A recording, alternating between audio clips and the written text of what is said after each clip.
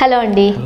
Yes NTR అలానే కొరటాల శివ ఇద్దరి కాంబినేషన్లో ఎన్టీఆర్ గారు 30వ సినిమా రాబోతుంది అంటూ కూడా మనం వార్తలు చూస్తున్నాం, ఒక పోస్టర్ కూడా చూసాం.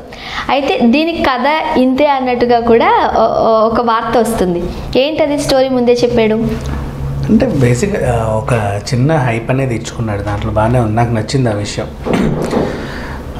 ఒక అంటే ఇండియా దగ్గరలో చాలా దీవులు ఉన్నాయి కదా, ఐలాండ్స్ లాంటి, అట్లాంటి బ్యాక్డ్రాప్తో జరిగే ఒక స్టోరీ.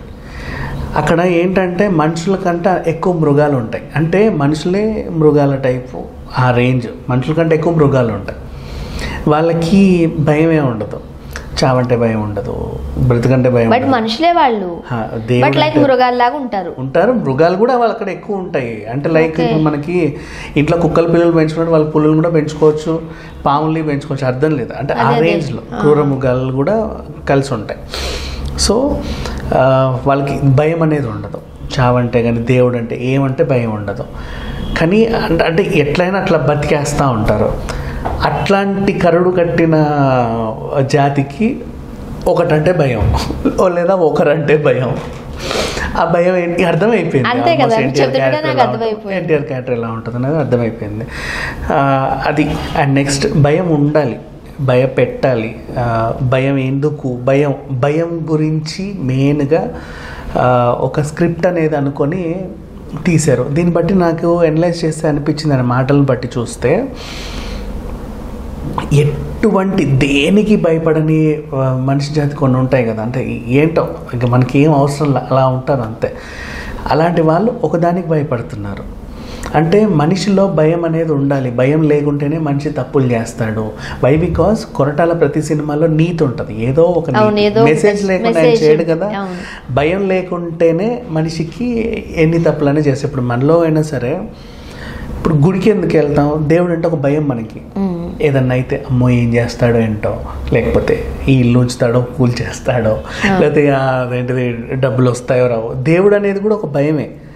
అండ్ నెక్స్ట్ చట్టం అనేది కూడా ఒక భయమే. ఇప్పుడు రోడ్డు మీద మనం వెళ్తూ ఉంటాం ఎట్లా పడితే అట్లా, ఫర్ ఎగ్జాంపుల్ ట్రాఫిక్, ఓకేనా, సిగ్నల్ వస్తే అట్లా ఆగాలి అనిపిస్తుంది, ఎందుకు, అదొక భయం. ముందుకెళ్తే ఏమైద్దో, ఎవడన్నా రోడ్డు మీద వెళ్ళానుకో వాడిని నువ్వు కొడతావా పట్టుకొని, వాడేమంటాడో తెలియదు, వాడిని చంపలేం మనం. చట్టం అంటే భయం, ప్రతిదానికి ఒక భయం ఉంటుంది. మనిషికి భయానికి ఉండే ఆ వాల్యూని అనలైజ్ చేసి బాగా గొప్పగా ఒక అందమైన కథ అల్లుకున్నాడేమో కొరటాల అని నాకు అనిపించింది. అలాగే ఆ ఎమోషన్ని గట్టిగా ప్లే చేయడానికి ఆయనకు దొరికిన మంచి ఆయుధం ఎన్టీఆర్ గారు. దట్టు ఇలాంటివి చాలా బాగా చేస్తారు ఆయన.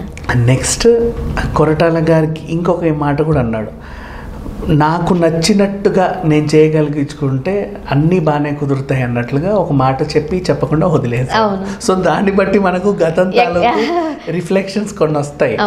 అంటే అన్నీ ఆయన అనుకున్నట్టు, ఈవెన్ అనిరుద్ధ మ్యూజిక్ కూడా నాకు నచ్చినట్టుగా నాకేం కావాలో ఈయనతో చేయించుకున్నాను అని నొక్కి ఒక్క నుంచి చెప్పాడు.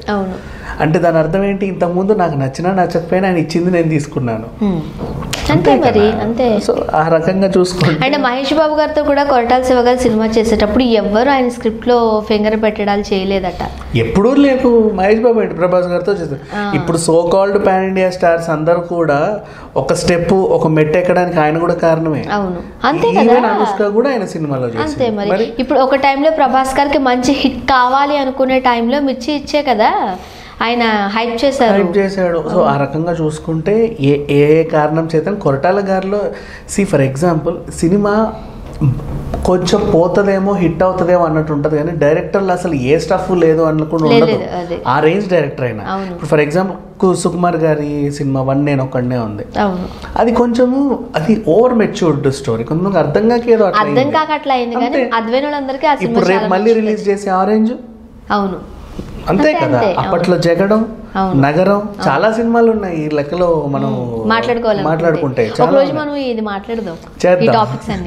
సో ఈ రకంగా చూసుకుంటే చాలా ఉన్నాయి. అప్పట్లో రామ్ చరణ్ గారు మీరు ఎందుకు ఈ సినిమా చేశానా అని బాధపడిన సినిమా ఏది అని అంటే ఆరెంజ్ అని చెప్పారంటే ఒక టాక్ వచ్చింది, గుర్తుందా? బట్ మొన్న రీసెంట్గా మళ్ళీ ఏదో సందర్భం వచ్చినప్పుడు మీకు బాగా నచ్చిన సినిమా కెరీర్ అంటే ఆరెంజ్ అనే చెప్పాడు. అప్పట్లో పాపం ఆయన చెప్పిన సందర్భం ఏంటంటే, ఎందుకు చేశానంటే ఈ టైంలో ఈ స్క్రిప్ట్ నేను ఎందుకు చేశానా అని. ఓకే. అంటే అది ఇప్పుడు ప్రజెంట్ జనరేషన్లో దాన్ని వేస్తే అది ఇంకెక్కడికో వెళ్ళేది. ఆ టైంలో అప్పటికి అవన్నీ అర్థం కాని రోజులు అవి వాళ్ళకి, యుగానికి ఒకటి అర్థం కాని రోజులు అవి. ఇట్లాంటి సినిమాలు ఉన్నాయి జెమ్ మాస్టర్ పీస్లు, వాళ్ళకి అర్థం కాల జనాలకి ఏంటో ఇదేంటో అనుకున్నారు. ఆ టైంలో వచ్చిన సినిమాలు వాళ్ళకి ఇంకెక్కల. ఎప్పుడైతే మనకి రాను థ్రిల్లర్స్ ఎక్కువయ్యి, ఓటీటీ కల్చర్ ఎక్కువయ్యి, ఇవాళ రేపు అన్నీ అర్థమైపోతున్నాయి కదా, ఆ టైంలో వీళ్ళు చేసే ప్రయోగం అయితే నిజంగా బాగా ఎక్కేది. సో ఆ రకంగా వెళ్ళిపోయింది. సో కొరటాల గారి మాట నిజమే, ఎందుకంటే ఆయన మరీ ఏదో పిచ్చి పిచ్చి సినిమాలు తీసే డైరెక్టర్ అయితే అసలు కాదు. కొంచెం తేడాలు కొడతాయేమో కానీ మరీ దారుణంగా అయితే ఉండవు. సో ఆ రకంగా చూసుకుంటే ఆయన ఫ్రీడమ్ కోల్పోయారు గత చిత్రాల్లో. ఇప్పుడు ఆయన ఫ్రీడమ్ ఆయనకు వచ్చింది. ప్లస్ ఆయన ఫ్రీడమ్తో పాటు ఆయనకి ఇంకేం వచ్చింది అంటే, ఎన్టీఆర్ గారు అంతకుముందు సైన్ చేసినప్పుడు వేరు, ఇప్పుడు నటించేటప్పుడు వేరు. Global star, he's nothing but a global star. అదొకటి కలిసి వచ్చింది కొరటాలకి. అంటే దాన్ని పాన్ ఇండియా లెవెల్లో ఎంత బాగా అంటే అంత బాగా చేసుకోవచ్చు. ఇప్పుడు ఎన్టీఆర్ గారికి ఫారిన్లో కూడా ఫ్యాన్స్ ఉన్నారు. ఈ సినిమా నేను అక్కడ కూడా రిలీజ్ చేసుకోవచ్చు. దట్టు ఆయన యాక్టింగ్కి సంబంధించి ఆస్కార్కి నామినేట్ అయ్యారు ఆయన. అవును. సో అక్కడ ఇప్పుడు దేశమంతటా ప్రపంచమంతా మెచ్చుకుని మంచి డైరెక్టర్ అంటే ఒకప్పుడు ఈయన నా సినిమాని పాడు చేశారన్న వాళ్ళకి బుద్ధి వస్తుంది. ఆ రకంగా చేసుకోవచ్చు. ఏదేమైనప్పటికీ ఎన్టీఆర్ 30 కథ వీళ్ళు అనౌన్స్ చేసినప్పటి నుంచి మాత్రం ఒక టైప్ ఆఫ్ క్యూరియాసిటీ జనాల్లో ఉంది. అండ్ ఫస్ట్ టైం కొరటాల గారు మైక్ ముందుకు వచ్చారు. మైక్ ముందుకు వచ్చి కూడా ఆయన నీట్గా సినిమా గురించే చెప్పుకున్నారు తప్ప. అవును, అంతకుముందు కూడా చాలా మంది చాలా రాళ్ళు వేసిన ఆయన ఒక్కదానికి కూడా స్పందించలేదు. అవసరం లేదు. వై? బికాస్ అంత కదా, అది గ్రేట్ థింగ్ తెలిసిందే కదా మనకి, ఎందుకని చెప్పి వదిలేశారు. అది సంగతి. సో ఇప్పుడు ఒక క్యూరియాసిటీ వచ్చేసింది, కొరటాల శివ గారు అంటే జూనియర్ ఎన్టీఆర్ గారు సినిమా కాంబినేషన్ ఎలా ఉండబోతుంది అండ్ ఎప్పుడు షూటింగ్ స్టార్ట్ అవబోతోంది, హీరోయిన్ జాన్వి అయినా ఇంకెవరైనా ఉన్నారా ఏంటి అని ఆ డీటెయిల్స్ నాకు నిజంగా జాన్వి ఎందుకు నాకు డైజెస్ట్ అవ్వదా అమ్మాయి, I don't know why, but it's okay. ఎందుకంటే కొరటాల గారు ఏ హీరోయిన్ పెట్టినా పరిధి మేరకు బాగానే చూపించుకుంటారు కాబట్టి ఇట్స్ ఓకే. ఓకే. సో ఎప్పటి నుంచి ఇది షూటింగ్ స్టార్ట్ అవుతుంది? ఆల్మోస్ట్ ఇవన్నీ కదా ముహూర్తం, అందుకే లైవ్ వేశారు మొత్తం. సో ఇటు నుంచి మూవీ స్టార్ట్ అయిపోతుంది. అండ్ కథ ఆల్రెడీ వాళ్ళు రివీల్ చేశారు కాబట్టి ఫైన్. అండ్ ఇప్పుడు ఆ సెట్ ఎక్కడ, వాళ్ళు ఏ తండ లేకపోతే అది ఏ ద్వీపము, అక్కడ అసలు ఆ మనుషుల క్యారెక్టర్స్ ఏంటి అనేది సస్పెన్స్ ఉంచారు. అండ్ నెక్స్ట్ వీళ్ళు నిజంగా ద్వీపానికి వెళ్ళి షూట్ చేస్తే మంచిది అని కొంతమంది వాదన, ఎందుకంటే ఫుటేజ్ బయటికి రాదు కదా అని. అంత అవసరం లేదు, ఫిలిం సిటీలో చేసినా రాదు. అలాంటివి ఉంటాయా అనేది కూడా ఒకసారి చూడాలి. అంటే అలాంటి ద్వీపాలు ఉన్నాయా మనకి? మనకి ఆర్యాపర్ అని ఒక వెబ్ సిరీస్ వచ్చింది. వాళ్ళు ఏం చేశారంటే సేమ్ అవతార్ని కొంచెం ఇమిటేట్ చేసినట్టుగా ఏదో చేశారు. ఆర్యాపర్ వెబ్ సిరీస్ ఉంది. ఆ మనుషులకి ఎట్లా నువ్వు ఎంత బండర్ రాయికేసి కొట్టినా సరే వాళ్ళు అలా ఉంటారు. స్ట్రాంగెస్ట్ పర్సన్స్ అంటే ట్రైబల్స్లో వాళ్ళు ఉంటారు. సో అదే మీకు ఆర్ఆర్ఆర్లో కనిపిస్తుంది. ఎన్టీఆర్ని కట్టి కొట్టేసినప్పుడు ఆయన ధ్యేయం ఇంకొకటి అయితే ఒళ్ళు వాళ్ళకి తెలియదు. మాట్లాడుకున్నాం మన వాళ్ళు. అంటే ఎనస్థేసియా ఇచ్చి ఈ మజిల్ని చంపాల్సిన అవసరంలా, వాళ్ళ మైండ్ ట్రైబల్స్ వాళ్ళు అనుకుంటే వాళ్ళ ఒంటిని అప్పటికప్పుడు కూడా అన్కాన్షియస్గా చంపేసుకోగలరు వాళ్ళు కాన్షియస్గా ఉన్నా కూడా. అంటే నువ్వు పొడిచినా కొట్టినా ఏం చేసినా వాళ్ళకేం తెలియదు. అట్లాగే ట్రైబల్స్కి ఉండే ఇంకొకటి ఏంటి, పెద్ద పెద్ద మృగాలతో తిరుగుతారు కాబట్టి అప్పటికప్పుడు వాళ్ళ బాడీ స్మెల్ ఆర్డర్ని కూడా దే కెన్ కంట్రోల్. ఇప్పుడు వాళ్ళ రక్తము ఆ వాసన, ఇప్పుడు ఎన్టీఆర్ మీద రక్తం ఎందుకు పోసారు? ఆ స్మెల్కి అది రావాలని, రైట్? రక్తం లేకపోతే they can control their body. పులి ఇక్కడ పక్క నుంచి వెళ్తున్నా కూడా స్మెల్ రాకుండా దే కెన్ కంట్రోల్. ఇవన్నీ ట్రైబల్స్కి బాగా తెలుసు.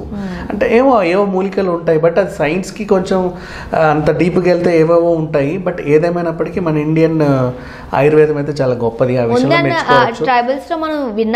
చాలా ఉన్నాయి. వాళ్ళు అట్లా అలాంటివి ప్రదర్శించే అఘోరాలు బ్రతికేస్తూ ఉంటారు, ఎక్కడైనా జీవించగలరు.